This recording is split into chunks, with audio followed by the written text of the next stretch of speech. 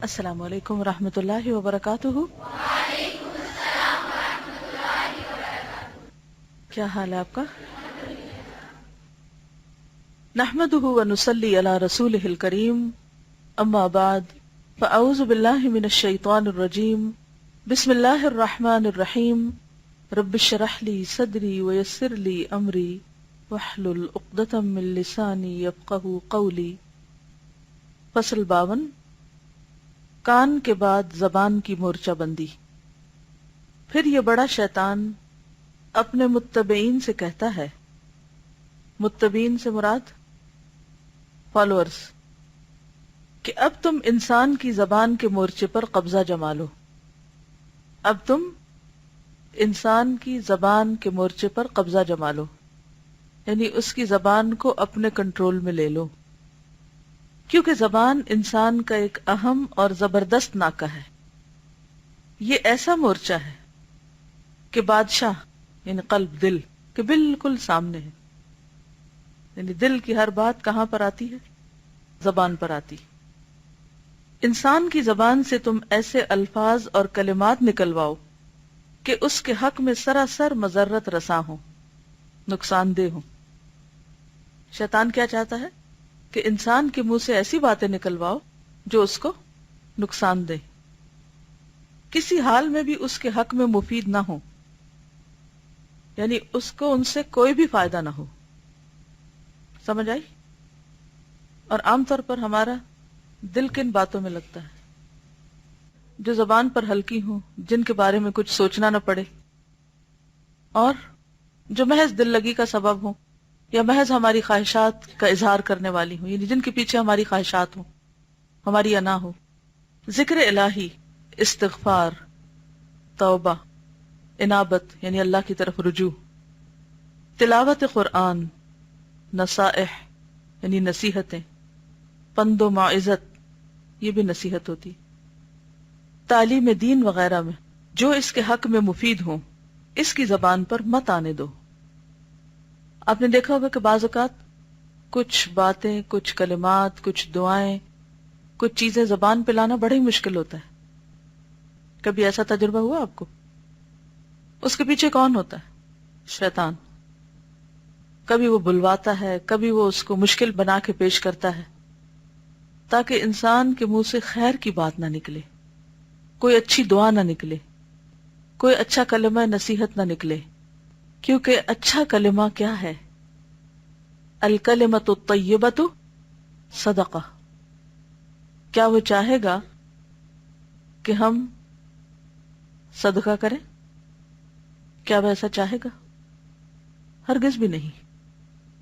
تو وہ نہیں چاہتا کہ اس کی زبان سے کوئی اچھی بات نکلے، کلمہ حق نکلے۔ تو ایسی بات وہ نہیں چاہتا کہ اس کی زبان پر آئے، اس کی زبان پہ مت آنے دو۔ اگر تم اس مورچے پر قابو پالو گے اور اس کی حفاظت کرو گے، یعنی چھوڑو گے نہیں، تو تمہیں دو اہم عظیم الشان چیزیں مل جائیں گی، اور دو میں سے اگر ایک بھی حاصل ہو گئی تو بہت کچھ کامیابی حاصل ہوگی۔ اس لیے اس کی تحصیل کے لیے پوری کوشش کرو۔ پہلی چیز یہ ہے کہ زبان پر باطل الفاظ اور فاسد کلمات کے سوا کوئی بات جاری نہ ہونے دو۔ باطل جھوٹ، غلط بیانی، اور فاسد جو فساد پر مبنی ہو، جو بگاڑنے والی باتیں ہوں۔ بد زبانی اور بد گفتاری کرنے والا تمہارا بھائی ہے۔ تمہاری فوج کا سردار اور سرغنہ ہے، سرغنہ بھی سردار کے معنوں میں آتا ہے، تمہارا بہت بڑا معاون اور مددگار ہے۔ یعنی جو شخص بد زبانی کرتا ہے وہ تمہارا چیلا ہے انسانوں میں سے، اس کی پوری قدر کرنا۔ دوسری چیز یہ ہے کہ تم اس کی زبان پر قابو پالو گے تو وہ حق بات کہنے سے رک جائے گا، یعنی ایک طرف وہ باطل کہلواتا ہے اور دوسری طرف حق کہنے سے روکتا ہے۔ اور جو آدمی حق بات سے اپنی زبان کو روک لے وہ تمہارا گنگا بھائی ہے۔ پہلی قسم کا آدمی تمہارا بدگفتار بھائی ہے اور یہ تمہارا گنگا بھائی ہے۔ اب آپ سوچئے کہ اگر آپ کے دو بھائی ہوں یا دو بہنیں ہوں یا دو لوگ جو آپ کے ساتھ رہتے ہیں، ایک تو بولے ہی نہ، کوئی بات ہی نہ کرے، اور دوسرا جو بات کرے دل آزاری کی کرے، جھوٹ ہو، غیبت ہو، چغلی ہو، تو کیا حال ہوگا آپ کا؟ سوچئے، اگر آپ کو ایسے لوگوں کے بیچ میں رہنا پڑے جن کی ہر بات دین سے دور ہو، غلط ہو، گالی گلوچ پر مبنی ہو، ناروا ہو، زیادتی کی ہو، یا پھر کسی بھلی بات میں تمہارا ساتھ ہی نہ دے، نہ کسی بھلے کلمے سے تمہاری تائید کرے، نہیں دوسرا جو ہے، تو زندگی جہنم سے کم تو نہیں ہوگی۔ اور اگر کسی کی زندگی دنیا میں ایسی ہے تو پھر وہ آخرت میں کس طرف لے جائے گی؟ دوسری چیز یہ ہے کہ تم اس کی زبان پر قابو پالو گے تو وہ حق بات کہنے سے رک جائے گا، اور جو آدمی حق بات سے اپنی زبان روک لے وہ تمہارا گنگا بھائی ہے۔ پہلی قسم کا آدمی تمہارا بد گفتار بھائی ہے، اور یہ تمہارا گنگا بھائی ہے۔ بسا اوقات بد گفتار بھائی کے مقابلے میں گنگا بھائی تمہارے حق میں زیادہ مفید ہوتا ہے۔ کیا تم نے کسی واعظ ناصح کا مقولہ نہیں سنا؟ المتکلم بالباطل شیطان ناطق والساکت عن الحق شیطان اخرس۔ بد گفتار آدمی بولنے والا شیطان ہے، اور حق سے خاموش رہنے والا گنگا شیطان ہے، ہیں دونوں ہی شیطان۔ دیکھو میرے بیٹو، یعنی شیطان اپنے فالوورز یا چیلوں کو کہتا ہے، اس مورچے پر اپنے گھوڑے باندھے رکھو، اس مورچے پر اپنے گھوڑے باندھے رکھو اور پوری قوت مہیا کر رکھو، اس کی پوری پوری حفاظت کرو، خیال رہے کہ اس کی زبان سے کوئی حق بات نکلنے نہ پائے، بدگفتاری ہی اس کی زبان سے جاری رہے، باطل اور فاسد باتیں خوب مزین اور آراستہ کر کے اس کے سامنے دہراتے رہو تاکہ بدگفتاری جاری رہے۔ بدگفتاری یعنی برا کلام۔ حق بات سے اس کی زبان کو روک دو اور اسے ڈراؤ کہ حق بات زبان سے نکالی تو مارے گئے، پھر تو کوئی تمہیں جینے نہیں دے گا، پھر تو سب لوگ تمہارے مخالف ہو جائیں گے۔ اس کی کوئی عملی مثال یا دلیل دیں؟ بعض اوقات ایک شخص کو غلط کام کر رہا ہوتا ہے اور آپ کا دل چاہتا ہے کہ آپ اس کو بتائیں کہ یہ کام غلط ہے، یہ بات غلط ہے، لیکن آپ کہہ نہیں سکتے۔ کیوں؟ ڈرتے ہیں۔ یہ ڈر کون دل میں ڈال رہا ہوتا ہے؟ اللہ کا ڈر تو نہیں روکتا اس سے۔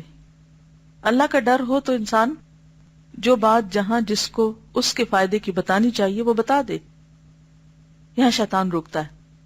یا اگر انسان کسی طرح ہمت جرت کر کے کہہ بھی دے تو عموماً وہ ایسے انداز میں کہلواتا ہے کہ اس کا فائدے کی بجائے نقصان ہو جائے۔ دیکھیے بہت سی باتیں لوگ خود نہیں کہتے کسی کو، خود ان میں جرت نہیں ہوتی کہ کسی کو کہہ دیں کہ یہ ٹھیک نہیں ہے یا یہ ٹھیک ہے۔ وہ کیا کہتے ہیں؟ کسی اور کو جا کے شکایت لگا دیں گے۔ غیبت کرنا ان کے لیے بڑا آسان ہے، لیکن خود نہیں کسی کو بتا سکتے کہ بھائی ایسا کرو اور ایسا نہ کرو۔ یہ کس قدر یہ مسئلہ عام ہے نا۔ مثلا آپ کے سامنے کوئی کسی پہ ظلم کر رہا ہے یا کوئی غلط بات کر رہا ہے تو آپ اس کو جا کے خود منع کریں۔ شیطان یہ نہیں کرنے دیتا، اس کو مشکل بنا دیتا ہے۔ پھر کیا کرتا ہے؟ وہ بات وہاں سے نوٹ کر کے پھر کہتا ہے جا کے کسی اور کو کرو۔ اب اس سے کیا ہوگا؟ جب غیبت ہوگی تو اپنے عمل اس کے ٹرانسفر ہو جائیں گے اس طرف۔ یہ بالکل ایسے ہی ہے کہ جیسے آپ کے بینک کا کریڈٹ کارڈ کوئی اور استعمال کر لے، کیا چھوڑے گا اس میں؟ اور مسئلہ وہی رہے گا، کبھی بھی ختم نہیں ہوگا، کیونکہ جو آپ کو برا لگ رہا ہے یا جو برائی کر رہا ہے وہ تو ویسے ہی کرتا جائے گا، کیونکہ اس کو تو پتہ ہی نہیں کہ وہ کر رہا ہے، یا پتہ بھی ہے تو اسے کوئی روکنے والا نہیں۔ بہت سی برائیاں کیوں عام ہوتی؟ کیونکہ کوئی روک ہی نہیں ہوتی۔ آپ دیکھیں کہ اگر کسی نالی سے گندا پانی نکل رہا ہے اور ہر شخص دوسروں کو جا کے بتائے وہ نالی سے گندا پانی نکل رہا ہے، گندا پانی نکل رہا ہے، گندا پانی نکل رہا ہے، اور خود اس کے صحیح روکنے میں کوئی بندوبست نہ کرے، تو نتیجہ کیا ہوگا؟ وہ تو کیچڑ بن جائے گا، وہ تو سب کوئی گندا کر دے گا۔ یعنی جہاں حق بتانا چاہیے تھا وہاں نہیں بتایا، تو یہاں کون سا شیطان ہے یہ؟ اور جہاں نہیں کہنا چاہیے تھا وہاں جا کے کہہ رہا ہے، بدگفتار شیطان۔ یہی دو ٹارگٹ ہے، اور اسی کا شکار اس نے اکثریت انسانوں کو بنایا ہوا ہے. بہت سے لوگ اس کے اسی پھندے کا شکار ہیں. دیکھیں اتنی سی بات ہے نا، انہیں کہ بات صرف اتنی سی ہے، لیکن چونکہ وہ ہم ڈر رہے ہوتے ہیں نا کہ اگر ہم نے کہہ دیا تو پتہ نہیں کیا ہو جائے گا. اور بہت سے مقامات پر ہم ایسے ہی کرتے ہیں. اصل میں وجہ پتہ کیا ہوتی ہے ہم کیوں ڈرتے ہیں حق بات کہنے سے؟ کیونکہ ہمارے دل میں دوسروں کی نفرت ہوتی ہے. اچھا جب انسانوں کی نفرت ہوتی ہے تو پھر ہمیں خود ہی ڈر لگ جاتا ہے کہ اگر ہم نے کیا تو پھر پتہ نہیں کیا ہو جائے گا. لیکن اگر ہمارے دلوں میں انسانوں کی خیر خواہی ہو، جب کسی کے لیے انسان کے دل میں درد ہوتا ہے تو پھر تو انسان چپ رہ ہی نہیں سکتا، وہی بتاتا ہے، اسی کو بتاتا ہے. جی آپ فرمائیے. جی ہاں بالکل. ایک اور چیز یہ کہ جب کوئی ہمیں غلط کام کرنے کو کہتا ہے تو ہم یہ بھی نہیں کہہ سکتے کہ یہ غلط ہے مجھے نہیں کرنا. یہ کہتے ہیں کہ ہمارے آس پاس ہر وقت کچھ نہ کچھ غلط ہو رہا ہوتا ہے. اصل میں فتنہ فساد ہو ہی اتنا زیادہ گیا ہے نا کہ برائی جو ہے وہ زیادہ ہو گئی ہے بنسبت اچھائی کے، تو پھر ہر وقت کسی کو کچھ کہنا جو ہے وہ مشکل ہوتا ہے.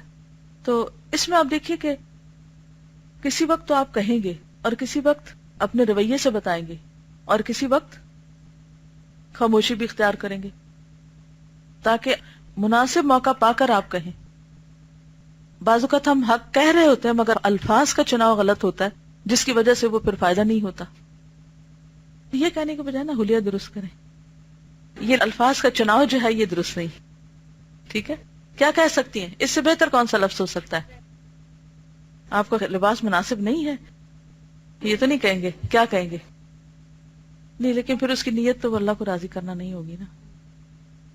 اللہ کا لفظ بے شک آپ ڈائریکٹ نہیں بولیں، لیکن ایسٹ ویسٹ بھی نہ یوز کریں، کیونکہ ہم نے لوگوں کو ایسٹرن اور ویسٹرن تو نہیں بنانا. ہم نے کیا کرنا ہے؟ مسلمان اللہ راضی ہو ان سے. زیادہ پیاری لگیں گی تو پھر تو نیت پھر خراب اور کر دی، ایک اس سے نکال کے دوسرے میں لا ڈالا. ہاں بے پردگی ہو رہی ہے، یہ بھی بہت سخت ہے. تھوڑا سا اپنے کپڑے صحیح کر لیں. اور کیا کہہ سکتے ہیں؟ گڈ گڈ ماشاء اللہ، آپ میری سسٹر کی طرح ہیں. مجھے اچھا نہیں لگ رہا کہ مرد آپ کو ایسے دیکھیں. یہ جو لفظ ہے نا پہلے، آپ میری سسٹر کی طرح ہیں یا یو آر مائی سسٹر، اس سے کیا ہوگا؟ اپنائیت ہو جائے گی تو اس کا دل نرم ہو جائے گا. پھر آپ بات کریں کہ اگر آپ ایسا کر لیں تو زیادہ اچھا ہوگا. چلیے آپ کا ہوم ورک یہی ہے کہ آپس میں ایک دوسرے سے ڈسکس کیجئے. اچھا ایک دوسرے کو کہنا شروع کریں، پھر دیکھیں گے کیا ہوتا ہے. ٹھیک ہے، کل ایک ایک کام سب نے کر کے آنا ہے اور پھر بتانا ہے اس کا نتیجہ کیا نکلا اور آپ صحیح تھے یا غلط تھے. ٹھیک ہے، فائدہ ہوا یا نقصان ہوا، ایک ایک حق بات کہہ کے آنی ہے سب نے. ٹھیک ہے انشاءاللہ. مثلاً آپ کسی گھر کی مجلس میں بیٹھے ہوئے یا کسی بھی مجلس میں بیٹھے ہوئے تو کوئی ایسی چیز آپ کو نظر آتی ہے جو ٹھیک نہیں، تو کیا کرنا چاہیے؟ آپ کو فوراً پوائنٹ آؤٹ کرنا چاہیے، اشارے کرنے شروع کر دینے چاہیے یا کان میں بات شروع کر دینی چاہیے؟ مجلس کے بیچ میں کان میں بات کرنا جائز ہے یا ناجائز؟ اس سے کیا نقصان ہوگا؟ دوسرے لوگ آپ پر ٹرسٹ نہیں کریں گے کہ پتہ نہیں ہم سے کیا چھپا رہا ہے. تو کبھی بھی یہ غلطی نہ کریں. بہت سے لوگ یہاں سے دوسروں کو اپنا دشمن بنا لیتے ہیں کیونکہ قرآن میں اس چیز سے منع کیا گیا ہے. کبھی بھی مجلس میں سرگوشی نہ کریں آپس میں. پھر یہ کہ کسی تیسرے کے خلاف بات نہ کریں. اس سے کیا ہوگا کہ جس کے خلاف آپ کر رہے ہیں وہ پہلے سے کانشیس ہو جائے گا، کیونکہ اس کے دل میں بھی شیطان ڈال دے کہ دیکھیے تمہاری بات کر رہے ہیں. بعض اوقات آپ اس کی نہیں بھی کر رہے تھے تب بھی وہ جا کے ڈال دیتا ہے تمہاری بات ہو رہی، اور پہلے سے وہ اس کو غصہ چڑھا دیتا ہے. تو وہ کہتا ہے کہ میرے پیارے بیٹو خوب سمجھ لو کہ زبان ہی کے مورچے سے میں نے اولاد آدم کو ہلاک کیا ہے. زبان ہی کے ذریعے میں اسے تباہ کرتا ہوں، منہ کے بل دوزخ میں جھونک دیتا ہوں، بہت سو کو اس کے ذریعے قتل کے گھاٹ اتار دیتا ہوں، بہت سو کو اسیر اور قیدی بنا دیتا ہوں، بہت سو کو زخمی اور نیم جان کر کے رکھ دیتا ہوں. یہ نہایت اہم مورچہ ہے اور اس قسم کے بے شمار کام اس سے انجام پاتے ہیں. میں تمہیں وصیت کرتا ہوں کہ اس مورچے کی پوری پوری حفاظت کرنا. تم میں سے اگر کوئی کسی آدمی کی زبان سے برے الفاظ، برے کلمات کہلوا دے تو دوسروں کا فرض ہونا چاہیے کہ سننے والوں کی زبانوں پر قابو پا لیں اور ان سے کہلوا دیں کہ واہ بھائی واہ، کیسی اچھی بات کہی ہے، اور پھر اس کی بات کی پوری پوری عظمت اور وقت کا اسے احساس دلا دو، مستعجبانہ لہجے میں، یعنی تعجب انگیز، مستعجبانہ امیزنگ لہجے میں تعریف اور توصیف کرا دو، تاکہ اصل بات کرنے والا دوبارہ انہی الفاظ اور کلمات کو خوش ہو کر دہرانے لگے۔ یعنی بعض اوقات کو خراب سی بات کرتا ہے، لوگ اس کو اپریشیٹ کرنا شروع کر دیتے، اور پھر وہ غلط لفظ ہر ایک بولتے بولتے غلط لام ہو جاتا ہے۔ میرے بیٹو، تم اس بارے میں ان لوگوں کے معاون بن جاؤ اور ان کی پوری پوری معاونت کرو، یعنی مدد کرو۔ ہر دروازے کے اندر جا گھسو، ہر جگہ جا بیٹھو اور گھات میں لگے رہو۔ کیا تم نے نہیں سنا کہ میں نے ان کے رب کے سامنے یہ قسم کھائی ہے؟ الاعراف 16 اور 17۔ جیسے تو نے میری راہ ماری ہے، میں بھی بڑے سیدھے راستے پر بنی آدم کی طاق میں بیٹھوں تو صحیح، پھر ادبدا کر ان کے آگے سے آؤں، یعنی ان کے آگے سے ان کو برگلاؤں، ان کے پیچھے سے آؤں اور ان کی دائیں طرف سے آؤں اور ان کی بائیں طرف سے آؤں، اور تو اکثر بنی آدم کو شکر گزار نہیں پائے گا۔ کیا تم نہیں دیکھتے کہ میں اولاد آدم کے تمام راستے گھیرے بیٹھے رہتا ہوں، کسی ایک کا راستہ بھی چوکتا نہیں، اور جس طرح بھی ممکن ہوتا ہے اپنا مقصد پورا کر لیتا ہوں۔ یہ مقصد اگر مکمل طور سے حاصل نہیں ہوتا، کچھ نہ کچھ تو ضرور حاصل کر لیتا ہوں۔ شیطان کے مقاصد سے خود رسول اللہ صلی اللہ علیہ وسلم نے بھی ڈراتے ہوئے ارشاد فرمایا ہے، ان الشیطان قد قعد لابن آدم بطرق کلھا۔ یہ حقیقت ہے کہ بنی آدم کے تمام راستوں پر شیطان بیٹھا ہوا ہے۔ یعنی اوپر والی آیت جو ہے اس کی یہ وضاحت ہے، یہ حدیث۔ آپ نے کبھی بچوں کو وہ کھیل کھیلتے ہوئے دیکھا ہے کہ جس میں وہ ایک طرف بھاگتے ہیں تو پکڑنے والا آگے سے پکڑتا ہے، پھر وہ پیچھے پلٹتا ہے تو جو بچہ دوسرے کو پکڑ رہا ہوتا وہ دوسری طرف سے آ جاتا ہے۔ اس کھیل کو کیا کہتے ہیں؟ پکڑن پکڑائی۔ ہاں جی، تو اس سے کیا ہوتا ہے؟ جان چھڑانی مشکل ہو جاتی ہر طرف سے۔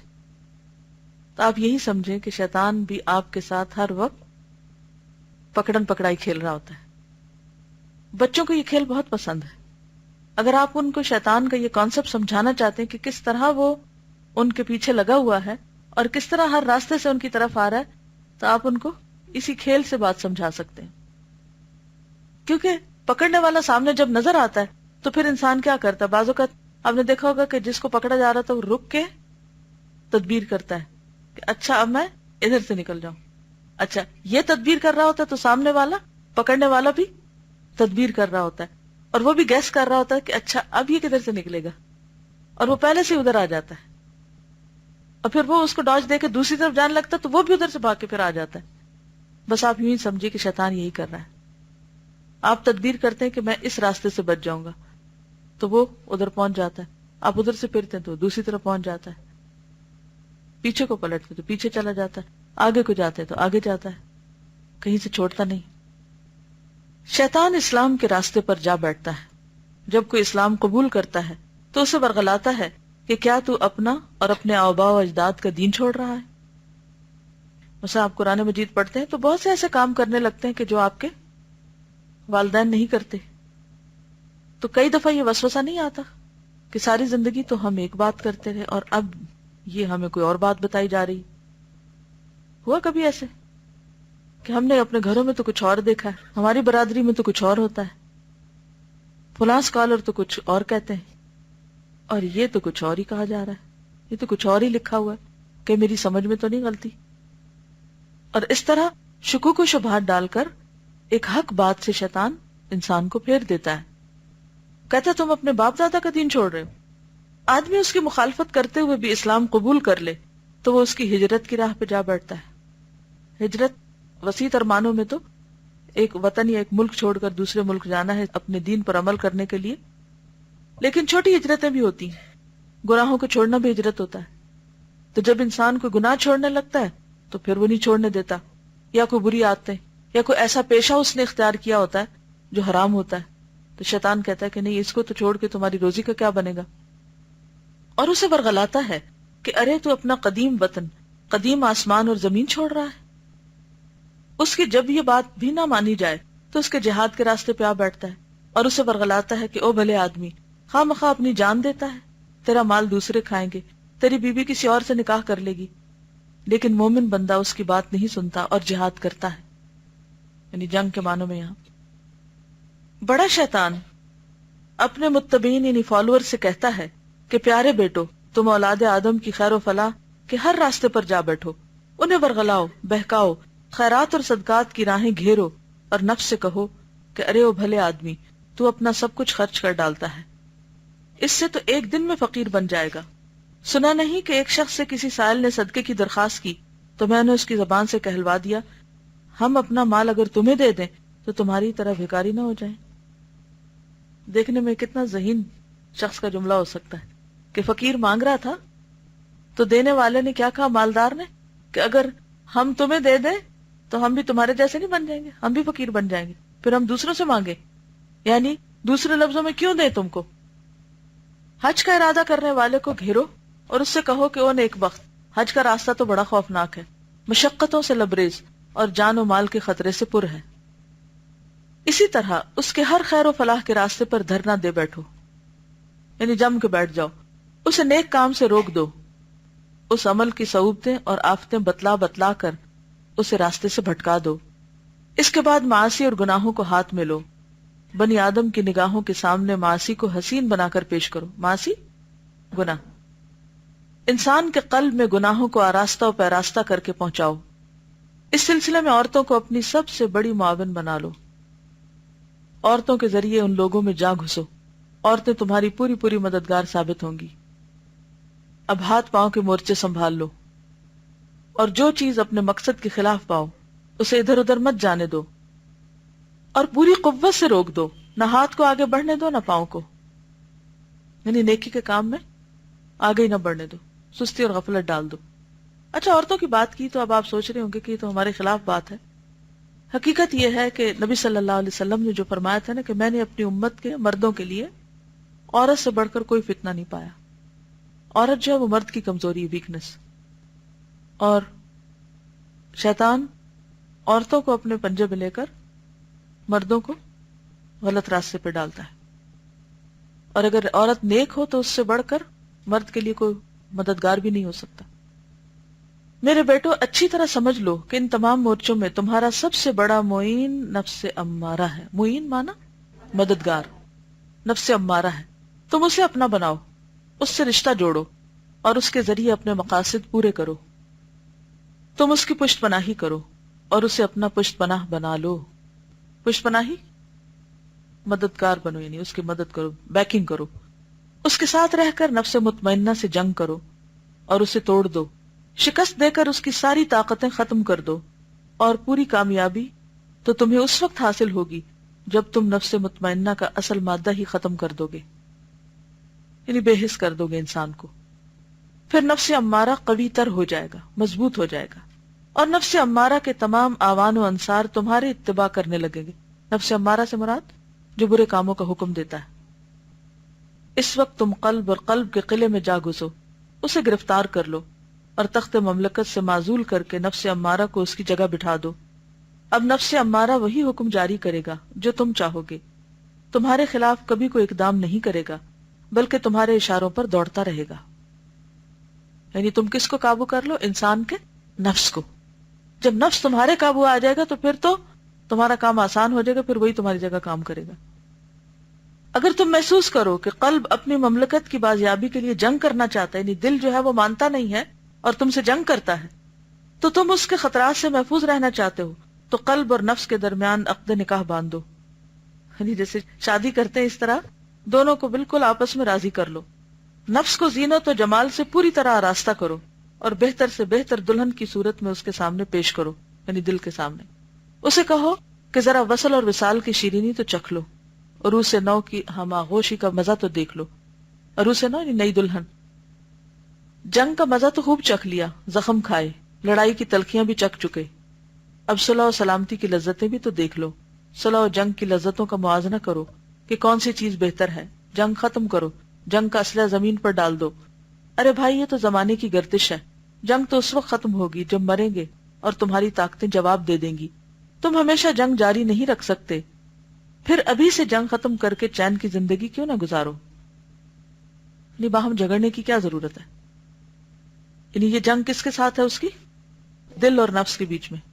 اے میرے بیٹو، تمہیں اپنی جنگ جاری رکھنے کے لیے 2 قسم کی فوجیں درکار ہیں. یہ 2 قسم کی فوجیں اگر تمہارے پاس ہیں تو تم کبھی کسی حال میں بھی مغلوب نہیں ہو سکتے. پہلی فوج غفلت کا لشکر ہے. یہ جو پہلے جنگ کی بات ہوئی نا، وہ یہ ہے کہ یہ جو نفس لوامہ ہوتا ہے نا، انسان کو ملامت کرتا ہے کہ تم نے اچھا نہیں کیا، یہ کام غلط کیا، یہ بات غلط کی. پھر جب انسان بار بار اپنے آپ کو ٹوکتا ہے کیونکہ ہر وقت شیطان تو پیچھے لگا ہوا ہے، تو پھر انسان فرسٹریٹ ہو جاتا ہے. کبھی آپ نے یہ لفظ سنا، یہ بولا کہ میرے اندر بہت کشمکش ہے، ایک جنگ چلی ہوئی ہے. وہ کس چیز کی ہوتی ہے؟ نفس لوامہ اور نفس امارہ کی. نفس امارہ اپنی مرضی کرنا چاہتا ہے، لوامہ اس کو ملامت کرتا ہے کہ نہیں یہ ٹھیک نہیں. پھر نتیجہ کیا ہوتا ہے؟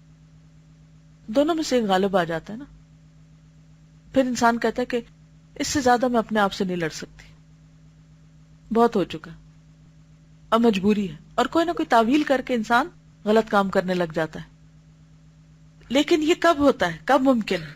شیطان نے اس کا کیا راستہ ڈھونڈا ہوا ہے؟ کیا کرو؟ غفلت کا لشکر، غافل کر دو، اس کو بے حس کر دو. بیٹو، اولاد آدم کو اللہ اور آخرت سے غافل کر دو. اللہ اور آخرت سے غافل کر دو، آخرت کی پکڑ کی فکر ہی بلا دو. ہر ممکن طریقے سے ان کے قلوب کو غفلت اور بے خبری کی دلدل میں پھنسا دو. تمہیں اپنا مقصد پورا کرنے کے لیے اس سے بہتر کوئی چیز نہیں مل سکتی. قلب کو جب تم غفلت میں ڈال دو گے تو اس پر اس کے تمام آوان اور انصار یعنی مددگار پر تمہاری حکومت قائم ہو جائے گی. دوسری فوج شہوات و خواہشات کا لشکر ہے. ایک طرف غفلت، دوسری طرف شہوت، خواہشات. انسان اور انسان کے قلوب اور نگاہوں میں شہوات اور خواہشات کو پوری زینت اور آراستگی کے ساتھ پہنچاؤ، یعنی دل کو خواہشات سے بھر دو. میرے پیارے بیٹو، ان ہر 2 لشکروں کے ساتھ ان پر حملے کیا کرو. بنی آدم پر غالب آنے کے لیے ان 2 لشکروں سے بہتر تمہیں کوئی لشکر نہیں مل سکتا. شہوات اور خواہشات کے ذریعے انہیں غفلت میں ڈال دو اور غفلت کے ذریعے شہوات اور خواہشات میں الجھا دو. 2 غافل انسانوں کو ایک جگہ اکٹھا کرو اور اپنے ساتھ لے لو. ان 2 غافل انسانوں کے ساتھ ایک ذاکر انسان کو بھی شامل کر لو. یہ تو بالکل ظاہر ہے کہ ایک ذاکر 5 مخالف افراد پہ غلبہ نہیں پا سکتا. 2 غافل آدمی ہوں گے، ان کے ہمراہ ان کے 2 شیطان اور ایک ذاکر کا شیطان. بتلاؤ ایک ذاکر ان 5 کے مقابلے میں کیوں کر غالب آئے گا؟ ذاکر سے مراد ذکر کرنے والا، نصیحت کرنے والا. اور پھر اگر تم دیکھو کہ کوئی گروہ ذکر الہی میں مشغول اور اللہ کے اوامر و نواہی اور دین و ملت کے مذاکرے میں مصروف ہے، اور تم میں اگر طاقت نہیں کہ اس گروہ کو منتشر اور پراگندہ کر سکو، یعنی ان سب کو یہاں سے بھگا دو، تو تم انہی لوگوں میں سے چند اوباشوں کو اپنے ساتھ لے لو اور پوری طرح انہیں گمراہ کر کے اس گروہ کے خلاف چھوڑ دو اور کہہ دو کہ جاؤ ان کے اندر تشویش اور پراگندگی پھیلاؤ اور شور و شغب سے انہیں وحشت زدہ کر دو. کیا مطلب؟ شیطان اکیلے اکیلے تو نبٹ لیتا پھر بھی لوگوں سے، لیکن جب لوگ اکٹھے ہوتے ہیں نا، مل کے اللہ کا ذکر کرتے ہیں، دیکھیں نا یہ کیا کہہ رہے ہیں. دیکھو کہ لوگ ذکر الہی میں مشغول ہیں، اللہ کے اوامر و نواہی، امر بالمعروف کرتے ہیں، نہی عن المنکر کرتے ہیں، اور دین اور ملت کے مذاکرے یعنی سیکھنے سکھانے میں مصروف ہیں، اور تم کسی طرح ان پہ قابو نہیں پا سک رہے، تو کیا کرو؟ انہی میں سے چند ایک کو اپنا نوالا بنا لو، ان میں سے چند ایک کو اپنا ساتھی بنا لو. پھر کیا کرو؟ ان کے ذریعے ساروں کے اندر بے چینی پیدا کر دو.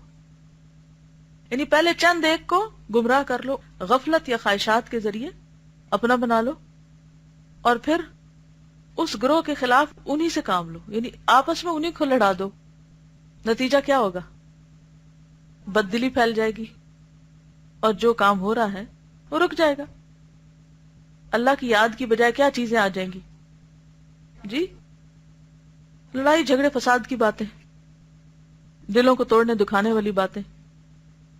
کیونکہ یہ تو شیطان کا کھلا کھلا ٹارگٹ ہوتا ہے نا، کیونکہ شیطان کی بھی فوجیں ہیں نا. اور ایسے لوگ جو مل کے دین پڑھتے ہیں، پڑھاتے ہیں، سیکھتے ہیں، سکھاتے ہیں، کوئی بھی دین کی خدمت اکٹھے مل کے کرتے ہیں، وہ کیا ہے؟ حزب الرحمان.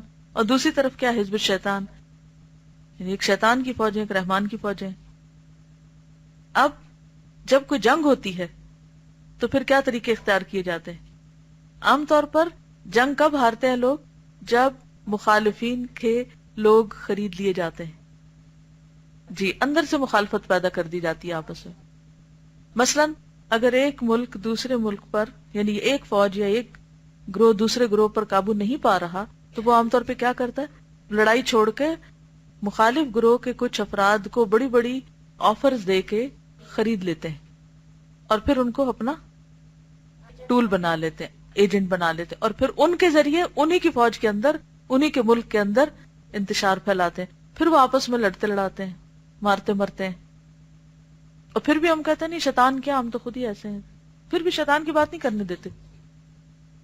یعنی اس وقت مسلمانوں کے اندر جو یہ ہو رہا ہے، یہ کہیں اور نہیں آپ کو مثال ملے گی، یہ صرف مسلمانوں ہی کے اندر ہو رہا ہے.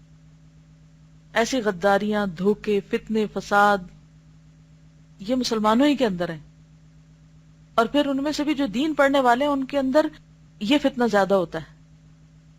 یعنی بہت دفعہ میں سوچتی ہوں کہ ایسا کیوں ہوتا ہے کہ جہاں بھی دین کا کام ہونے لگتا ہے، مشرق میں یا مغرب میں، شمال میں یا جنوب میں، چھوٹے لیول پہ یا بڑے لیول پر، تجربہ کر کے دیکھ لیں، اس میں سب سے بڑی آفت ان کے دلوں کا پھٹنا ہوتا ہے. ان کا آپس میں ایک دوسرے کی لگ پلنگ کرنا ہوتا ہے. آپ دیکھیں بڑی بڑی ملٹی نیشنل کمپنیاں ہوں گی، لوگ دنیا کے لیے کام کر رہے ہوں گے، ان میں آپس میں پیار محبت بھی ہوگا، ایک دوسرے کی بات بھی سن لیں گے، سپورٹ بھی کریں گے، وفاداریاں بھی ہوں گی. لیکن جو ہی کوئی دین کا کام شروع کرے گا تو محبتوں سے زیادہ نفرتیں ہوں گی. اور یہ وہاں ہوں گی جہاں اللہ سے تعلق کمزور ہوگا، آخرت کی یاد بھول جائے گی. کیونکہ جہاں یہ دو چیزیں ہوتی ہیں وہاں شیطان اس طرح حملہ کر ہی نہیں سکتا. کیونکہ جب انسان خدا کو سامنے دیکھتا ہے نا، اور آخرت اس کے سامنے ہوتی ہے، تو اس کے بہت سے امور خود ہی سیدھے ہونے لگتے ہیں. پھر اللہ کی اس کو مدد حاصل ہوتی. وہ حدیث میں آتا ہے نا کہ اللہ دو شریکوں کا ساتھی ہوتا ہے جب تک وہ ایک دوسرے کی خیانت نہ کرے. جب ایک دوسرے سے خیانت کر جاتا ہے تو پھر اللہ کی مدد دور ہو جاتی. اور جہاں سے اللہ کی مدد ہٹ جائے پھر وہاں کیا خیر، کیا بھلائی اور کیا برکت ہو سکتی. اور اس میں بھی آپ دیکھیے کہ جب تک انسان خود اس کو ریئلائز نہ کرے تو کوئی اور آ کے باہر سے مدد نہیں کر سکتا. کیونکہ جب مقصد سامنے ہوتا ہے تو انسان ہر چیز کو بھول جاتا ہے، اور جب مقصد پیچھے چلا جاتا ہے تو چھوٹی چھوٹی باتوں کو بھی پہاڑ جیسا سمجھتا ہے. چھوٹی چھوٹی باتوں پر بھی انتہائی حساس. مثلا جیسے اگر کسی نے پہاڑ پہ چڑھنا ہے اور اس کے پاؤں میں کانٹا چبھ گیا یا کچھ اور ہو گیا تو بیٹھ جائے گا، وہیں رونے لگے گا. کیا کرے گا؟ بعض اوقات کانٹا پاؤں میں ہوگا پھر بھی چڑھتا جائے گا کہ نہیں مجھے تو چڑھنا ہے، میرا تو مقصد کہیں اور پہنچنا ہے، میں ان باتوں میں اپنا وقت ضائع کروں. لیکن جب مقصد سامنے نہیں ہوتا تو پھر انسان کو چھوٹی سی بات بھی بہت بڑی لگتی. اور یہ بھی شیطان کا ہتھ کنڈا ہوتا ہے کہ انسان کو مقصد سے غافل رکھے. غرض یہ کہ انہی کے اقران میں نے قرین کی جمع ہے، ساتھی. ہم جنس یعنی ایک جیسے نہیں، جیسے لڑکیاں ہیں آپس میں تو یہ ہم جنس ہے. ہم نواؤں کو، ہم نوا ہیلپر سپورٹرز کو اپنا معین و مددگار بنا لو. انسان کے اندر اس کے ارادے کی راہ سے گھس جاؤ، ارادہ کمزور کر دو. مثلا آپ یہاں کس کام کے لیے آتے ہیں؟ پڑھنے کے لیے، پڑھانے کے لیے. آپ میں سے ہر ایک کو کسی نہ کسی طرح کی مشکل ضرور ہوگی، مخالفتیں بھی کسی کی ہوں گی. لیکن آپ کب تک ان پہ قابو پاتے ہیں؟ جب تک آپ کا ارادہ اپنا مضبوط ہوتا ہے.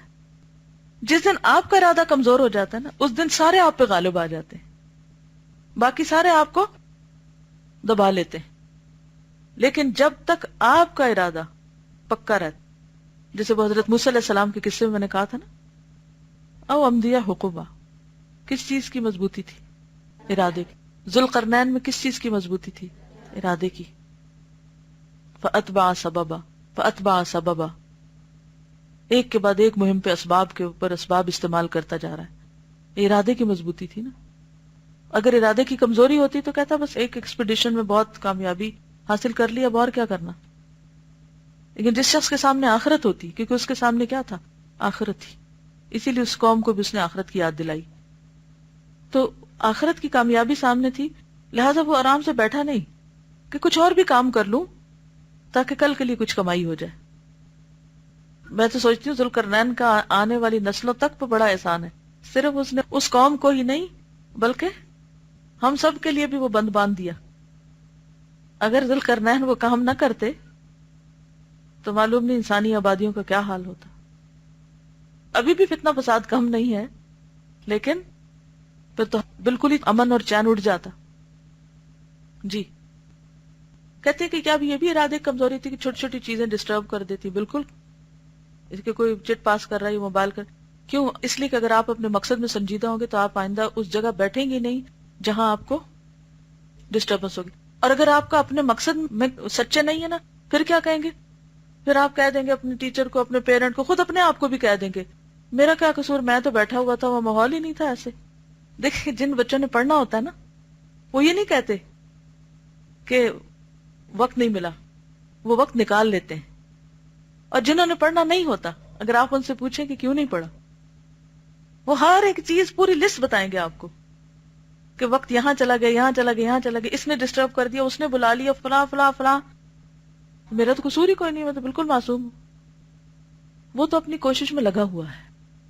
لیکن ہمیں ہوشیار رہنا ہے کہ کس طرح ہم اس کی چالوں کو سمجھیں اور پھر مضبوط ارادے کے ساتھ اور اللہ کی مدد کے ساتھ اس کی دشمنی سے باہر نکل آئیں.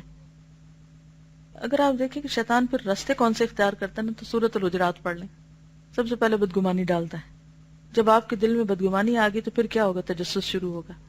پھر آپ سو گولیں گے، اس سے پوچھیں گے اچھا فلاں کہاں گیا تھا، وہاں کون آیا تھا، وہ کہاں سے نکلا تھا، اس نے کیا بات کی تھی، اس سے پوچھ، اس سے پوچھ.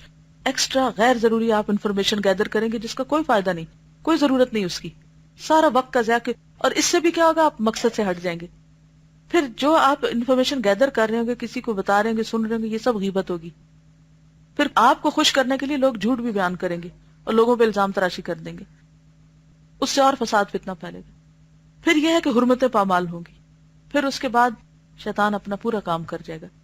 اگر آپ دیکھیں تو ہر فساد کے پیچھے غیبت ہوتی ہے، چغل خوری اور غیبت، جس کے ذریعے سے لوگ دوسروں کو فتنے میں مبتلا کرتے ہیں. وہ فاسد کلام آ گیا نا.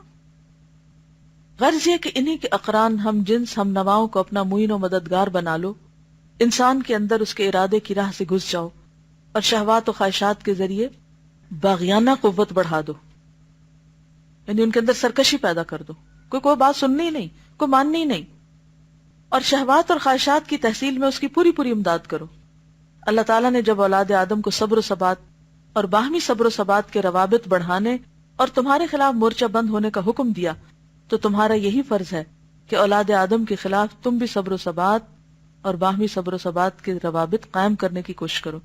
کیونکہ اللہ تعالیٰ فرمانا وَالْعَصْرِ إِنَّ الْإِنسَانَ لَفِي خُسْرٍ إِلَّا الَّذِينَ آمَنُوا وَعَمِلُوا الصَّالِحَاتِ وَتَوَاصَوْا بِالْحَقِّ وَتَوَاصَوْا بِالصَّبْرِ.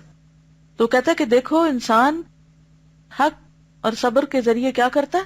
بچ جاتا ہے تمہارے فتنوں سے. تو تم بھی کیا کرو؟ تم بھی صبر و ثبات کرو اور پوری قوت سے ان کے مقابلے میں مورچے قائم کرو. شہوات و خواہشات اور غیظ و غضب کے اوقات کا انتظار کرو. ان دو مواقع کو کبھی ہاتھ سے نہ جانے دو. بنی آدم کو اپنا شکار بنانے کے لیے ان دو مواقع سے بہتر کوئی موقع تمہیں نہیں مل سکتا. چونکہ وقت ختم ہو گیا ہے اس لیے میں یہیں پر ختم کرتی ہوں اور انشاءاللہ پھر آگے اس کے چلیں گے. السلام علیکم ورحمۃ اللہ وبرکاتہ.